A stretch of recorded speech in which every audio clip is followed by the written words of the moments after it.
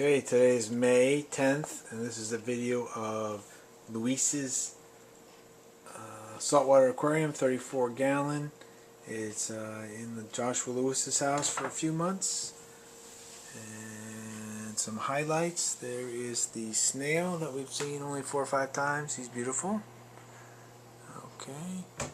And there are the Rasta's doing well. Right. There's your favorite purple and green spotted. He's kind of spreading around. But of course the big highlight of today is the big sea anemone. On the top split into 2. You can see that. Around the other side here. See that the sea anemone did split into 2. There's one back there. And in front, of course, there's the one that's been there the whole time, and then the original 3 finishes off there.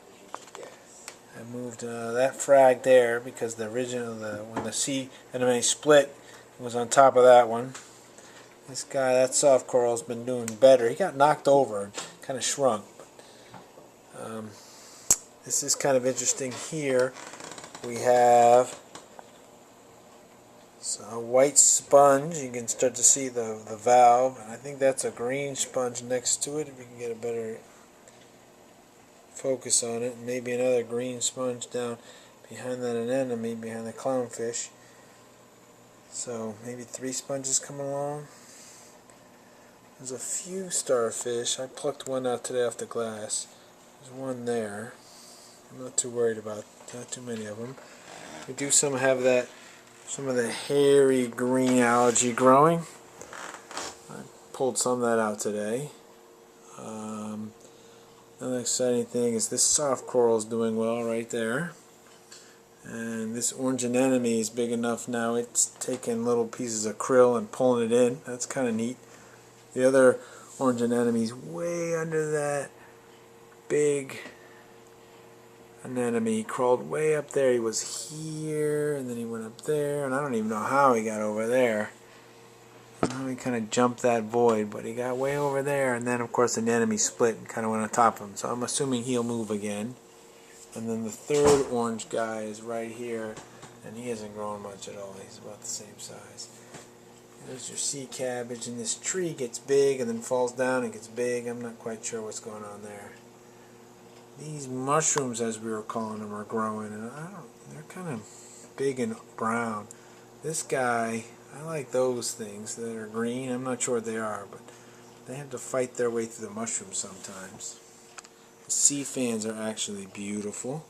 I think they're doing really well. The feather dusters. This guy is hanging in there. He doesn't really do much. He gets big and small. He's kind of on the small side now. I fed them a couple hours ago. This soft coral was doing really well up on top, and then that anemone that split got really big and started touching it, and as you said, it got small and dark. So I moved it down here, and it seems to do better. These guys right there, they're new. They're kind of popping up in the last couple months, so that's kind of exciting for us. There's your tang. Something green there. I'm not sure what that is, but that's getting bigger. Back in the background you can see, and I think it's the peppermint shrimp, the shrimp with the white legs and antenna, and then the red firecracker shrimp. He comes out all the time. He come out when I start feeding and start stealing krill out of the anemones, the purple. Doing well. I don't know if those green, you see that hairy stuff, I should pull that one out. I don't know if you can see in there, but looks like there could be another sponge coming out there. Don't know. It's kind of exciting. You can see new stuff all the time. There's some of the sea fans and the white tubes going up there. That's kind of cool. But, yeah. It's beautiful. And I did the nitrate and nitrite test today. They came out well in the safe range. The nitrites were almost 0, and the nitrates I think were 10, which is pretty low. And I'm keeping up with, I got some distilled water, so I'm making sure that the salinity stays level, and We'll probably this weekend do another 5-gallon vacuum water exchange. I have trouble with some of this bottom algae on the bottom, at the base here. It's hard to scrub off. And then there's some green, if you can see that there. That algae is hard to scrub off. I don't know what it is. It's not the normal brown stuff, but you really got to scrub at that, and I missed a few spots. What else is a highlight? The tang is beautiful, always beautiful. And the female clownfish is not picking on the male as much anymore. But sometimes the male hides way down in this cave. And sometimes he hides up there behind that power head. But I moved that coral frag in the back up there because it was on the ground. It just wasn't really doing much. There's the other shrimp. We don't see the crabs very much. The emeralds every once in a while. Sometimes I'll get a flashlight and start shining it down. I'll see one or two of them crawling in there. There's like a new mushroom going on way in the back there. But yeah, things are kind of exciting.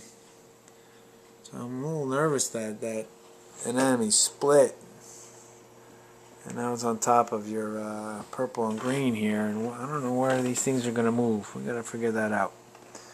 I don't know if I can move an anemone. But here's the side here.